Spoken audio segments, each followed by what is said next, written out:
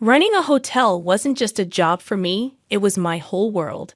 I'm Grace, and this hotel meant everything to me. Until one day he walked in. He was hard to miss. A young man in a fancy suit, looking like he had a lot of money. He was busy with his expensive phone. But when he checked in, he did it with a smile that could knock you over. "Good evening, I'm Ethan," he said, his voice smooth as silk. "I'm staying for a couple of nights. Anything interesting going on around here?" His charm caught me off guard, and I couldn't help but smile back. "Well, Ethan, this city's full of surprises. Depends on what you're into," I replied, giving him his key. Our chat was short, but it left an impression on me. Maybe it was his curiosity, or maybe it was how genuinely interested he seemed in what I had to say. He didn't stay long, but when he left, there was a note on the counter. "Enjoyed our talk. Care to continue it over dinner?" It read. I hesitated, not used to mixing work with my personal life, but there was something about him that drew me in. We met at a cozy local restaurant, away from the hustle and bustle. "You really know this place well, Grace," Ethan said with a smile as we sat down. I laughed, feeling strangely comfortable. "I guess you could say I've spent a lot of time here." As we talked, time flew by. Ethan seemed like an open book, sharing stories of his travels and investments. When the conversation turned to me, I found myself opening up more than usual. I told him about losing my parents and how it had been just my sister Mia and me against the world since I was 21. "That's a lot to handle, Grace. You must be really strong," Ethan said, his eyes showing admiration. I shrugged, trying to brush off the compliment.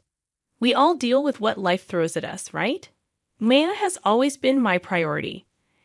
Our parents left us a little something, and I've been careful with it, trying to make it grow." He nodded thoughtfully. "Impressive. You've got a good head on your shoulders." As the night went on, I realized something.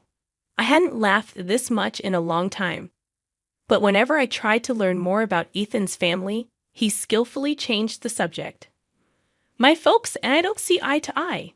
Let's just say they have their ideas about life, and I have mine," he said, a shadow crossing his face. I didn't push further. We all have our own stories and scars. As the evening drew to a close, I found myself not wanting it to end. There was something about Ethan that made me feel alive in a way I hadn't in years. Life with Ethan felt like a whirlwind. Every day was a new adventure, and every moment together was filled with laughter and dreams of the future. He had this knack for making ordinary things seem extraordinary, turning simple dinners into unforgettable evenings. One evening, as we sat in our favorite little cafe, the one with the dim lights and cozy corners, I said to him, "Ethan, I still can't believe how fast everything is moving." He reached across the table, taking my hand in his. "Grace, when something feels right, why wait? I've never been sure of anything in my life," he replied, his eyes holding mine with intensity. "I know it's just. Everything's happening so fast. It's a lot to take in," I confessed, feeling a whirlpool of emotion swirling inside me. He squeezed my hand gently. "I get it. But trust me, Grace, I'm here for the long haul. I want to build a life with you, a future. And I want to start by making our wedding day the most memorable day of our lives." The way he spoke about our wedding with such passion and certainty made it hard not to get caught up in his vision. He painted a picture of a day so lavish and beautiful it took my breath away. Imagine it, Grace. A ceremony that no one will forget. A celebration of our love. "It's going to be perfect," he said, his voice filled with excitement. "And the honeymoon.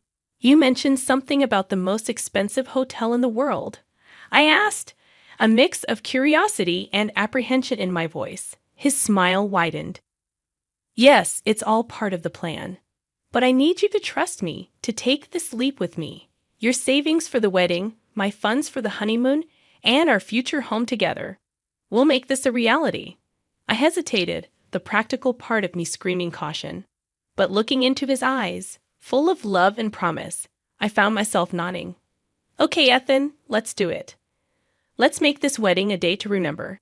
As the weeks flew by, the wedding preparations took over everything. Ethan was proactive, taking care of every detail to ensure our day would be spectacular.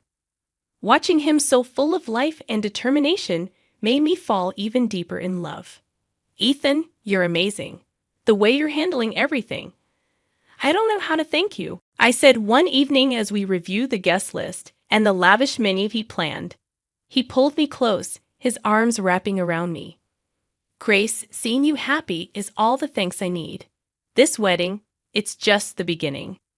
Our life together is going to be even more beautiful, but amidst the excitement, doubts crept in. Was I moving too fast? Was I getting swept away by the romance of it all? Every time those thoughts surfaced, Ethan's assurances were there to chase them away. His words, his promises, they were my anchor holding me steady in the storm of uncertainty. The wedding preparations filled my days, but amidst the whirl of cake tastings and flower selections, I knew I needed Mia, my sister, my confidant, by my side. Since our parents passed, it had been us against the world, and her input meant everything to me, especially now. I called her up, hoping she could sneak away from the cafe she worked at. Hey Mia, think you can ditch the aprons and coffee smells for some tulle and satin today? I half joked, my voice laced with hopeful anticipation. Mia's laughter came through the phone, light and familiar. For you, sis, I'll trade coffee stains for bridal trains any day. Give me an hour to wrap things up here, and I'm all yours. The bridal shop was a wonderland of white and ivory dresses cascading like waterfalls of lace and silk. As I tried on gowns, Mia's presence was a calming force in the storm of satin and sequins. That one, Grace, it's like it was made for you, Mia said, her eyes lighting up as I stepped out of the dressing room in a gown that felt just right. I studied my reflection, the dress hugging every curve and cascading to the floor in a sea of soft fabric. Do you think I feel, I don't know, like a real bride? I admitted, a smile creeping onto my lips. Mia's grin matched mine. But in a fleeting moment, I caught a shadow pass over her face, quick and troubling. Before I could question it, she was up, pulling a dress off the rack. Mind if I give this one a whirl? Just for kicks, Mia said, holding up a stunning gown that caught the light with every movement. I laughed, the sound a mix of surprise and delight. Planning on eloping, are you? Or is there a mystery man you've been hiding from me? Mia's laugh, usually so carefree, held a note of something I couldn't quite place. Oh, Grace, you know me. Always a bridesmaid, never a bride. But a girl can dream, can't she? She quipped, though her gaze darted away, hiding something. The day rolled on, a blend of laughter and whispers of silk, but Mia's mood seemed to flip like a switch, her usual bubbly demeanor clouded by moments of distraction. Everything okay, Mia? You seem a bit off today, I probed gently, concern threading through my words. She was quick to dismiss it, a wave of her hand erasing my worries. It's nothing really. Just cafe chaos. You know how it gets, Mia assured me, but her forced smile didn't quite reach her eyes. As we left the bridal shop, the weight of her secrets seemed to hang between us, an unspoken tension that neither of us could quite navigate. I wanted to believe it was just pre-wedding stress, maybe a spat with a troublesome customer, but the nagging in my gut told me it was something more. That night, as I lay in bed, the excitement of finding the perfect dress was overshadowed by the puzzle that was Mia's behavior. She was the one person who had always been an open book to me, yet now there were pages I couldn't read, words hidden just out of sight. And as the wedding day edged closer, the joy I should have been feeling was tinged with a worry I couldn't shake. Mia and I have faced everything together, but now it felt like there was a growing gap, one filled with secrets and unasked questions. Little did I know, the answers to those questions were about to turn my world on its head. It was a day like any other, or so I thought, until Ethan left his phone buzzing and forgotten on the kitchen counter. As I went about tidying up the apartment, the constant notifications from his phone nagged at me, a persistent reminder of something amiss. The lack of a password was a surprise, but it was nothing compared to the shock that awaited me inside.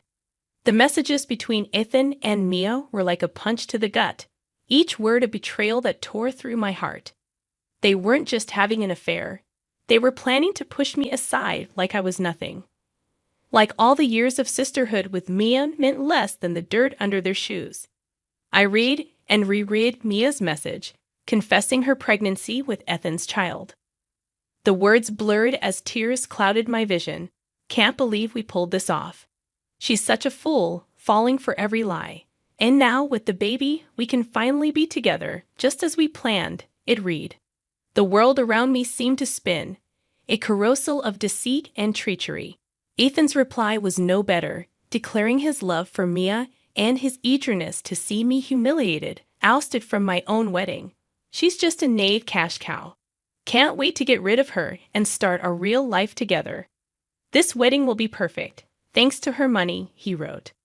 I sat there, the phone heavy in my hand, a storm of emotions raging within me. Betrayal, anger, disbelief. They all fought for dominance. But above all, a cold determination began to take root. They thought they could use me, discard me like an old toy. I'd show them the price of underestimating Grace Anderson. When Ethan returned, his carefree demeanor was like a slap in the face. Hey, babe, did I miss any important calls? He asked casually, picking up his phone. I forced a smile, my insides burning with anger. Nope, just the usual stuff. Busy day, I replied, my voice steady despite the turmoil within. He flashed that charming smile. The one I now knew was nothing but a mask, as always. But nothing's more important than coming back to you, he said, leaning in for a kiss. I had to force myself not to recoil. From that moment on, I played the part of the oblivious fiancé to perfection. I smiled, I nodded, I went along with the wedding plans. But behind the scenes, I was plotting, planning my revenge on the two people who had betrayed me in the worst possible way. Each passing day was a test of my will, a balancing act between the role I had to play and the fury that burned within. But I wouldn't let them see me break. I'd bide my time, and when the moment was right, they'd learn the true cost of their treachery. And as I lay in bed each night, the image of Ethan and Mia's deceitful faces etched into my mind, I made a silent vow. They would pay for what they'd done, and their twisted game would be their undoing. I was no longer just the jilted fiancé. I was the architect of their downfall, and my revenge would be meticulous, calculated, and oh so sweet. The days leading up to the wedding felt surreal. On the surface, everything was perfect. The flowers, the guest list, the dress. But beneath the facade of perfection was a storm brewing, a tempest of anger and betrayal that I held tightly within. Ethan was his usual self, all smiles and affection, blissfully unaware of the storm he was about to sail into. Grace, everything's coming together so beautifully. This wedding is going to be the talk of the town, he said one evening as we reviewed the final preparations. I nodded, my smile practiced and polished. Yes, it's going to be a day to remember, I replied, the words laced with a meaning he couldn't possibly grasp. Mia was harder to face. The sister I had loved and protected was now a stranger, her every word and gesture a reminder of her betrayal. Yet I kept my mask firmly in place, the mask of the loving sister, blissfully ignorant of the knife she had planted in my back. Grace, you're handling everything so well. I don't know how you do it, Maya said one day as we finalized the seating arrangements. I looked at her, the sister I thought I knew, and forced a laugh. Oh, Mia, you know me. Always had a knack for organizing chaos, I said, the irony of the statement not lost on me. As the wedding day drew closer, the tension became almost tangible, a tightrope I walked with precision and care. Ethan's phone was now always guarded, his conversations hushed and hurried. But it didn't matter. I had seen enough, knew enough. The morning of the wedding dawned clear and bright, a beautiful day for a beautiful disaster. As I got ready, the reflection in the mirror showed a bride serene and poised. But behind the veil and the makeup was a woman on a mission, a woman who would no longer be played in someone else's game. Mia is running late, huh? Ethan remarked casually, adjusting his tie. I met his gaze in the mirror, my eyes giving nothing away. Yes, but she'll be here. Wouldn't miss it for the world, I replied, the double meaning clear in my voice. He nodded, oblivious to the undercurrents. Well, she's always been a bit unpredictable. But today's about us, Grace. Our new beginning, he said. I turned to face him, my smile a masterpiece of composure. Yes, Ethan. A new beginning indeed, I said, my heart steeling itself for what was about to come. And as I walked down the aisle, the eyes of friends and family on me, I knew that this was it. The calm before the storm was over, and the reckoning was about to begin. The vows were waiting, the guests were watching, and the stage was set. It was time for the truth to come crashing down, and for the real show to begin. Standing next to Ethan in front of the priest, my heart was a mix of hope and trepidation. The words of the vows hovered in the air, a promise of forever that was about to be shattered in the most brutal way. The guests, unaware of the storm about to break, watched us with smiles and teary eyes. But then the unimaginable happened. Mia, dressed in a bridal gown that mirrored my own, stormed down the aisle, her eyes locked on mine, not with sisterly love, but with a cold determination that chilled me to the bone. Move aside, Grace. I'm the one who deserves to be here. Ethan loves me, and this child I'm carrying is his, Mia declared, her voice cutting through the stunned silence. The room erupted into whispers and gasps, the guests turning to each other in confusion and disbelief. Ethan, rather than showing any sign of shock or remorse, let out a hearty laugh, his true colors shining through the polished facade. Well said, Mia. Grace, you've been a good host. But this is where your part ends. Why don't you join the audience? This is Mia's moment now. Ethan sneered, his words dripping with mockery and contempt. The audacity of their betrayal, so public and so cruel, sent a shockwave through the crowd. But as the reality of the situation sank in, my reaction surprised everyone, including myself. I looked at Ethan, then at Mia, and smiled. Of course, why not? I wouldn't want to miss the show after all. I did pay for it, I said, my voice calm, betraying none of the turmoil inside me. Mia and Ethan exchanged a confused glance, clearly not expecting such a composed response.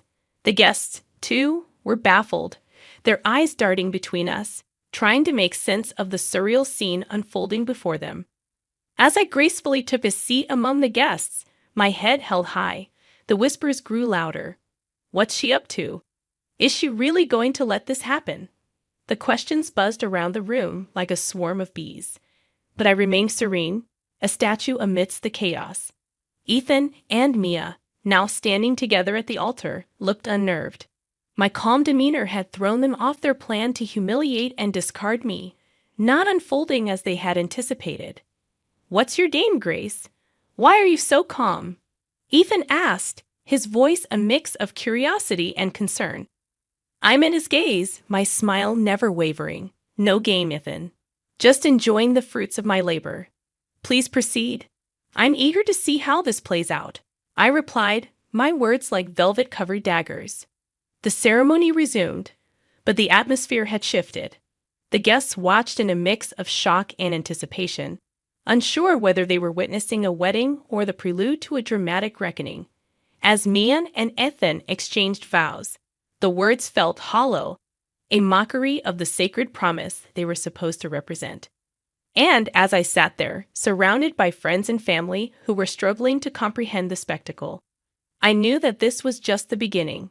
The real show was yet to come, and Mia and Ethan, in their arrogance and deceit, had just secured front row seats to their own downfall. As the priest asked if anyone objected, the doors burst open. A woman older and more worn than either Ethan stormed in, her eyes blazing with fury. Stop this wedding right now, she demanded, her voice slicing through the silence like a knife. Ethan, what are you doing here? He stammered, the mask of the perfect groom slipping away.